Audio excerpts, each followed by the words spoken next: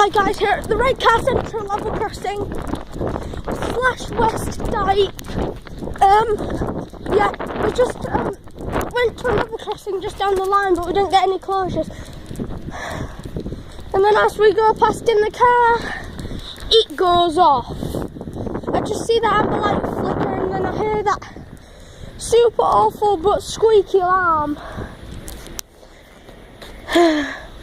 Right, now the time is 14:12 on Saturday the 12th of on Saturday the 17th of January 2015.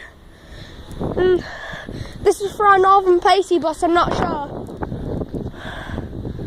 I believe it'll be for our Northern Pacey bus anyway. I'll wait here for more closures.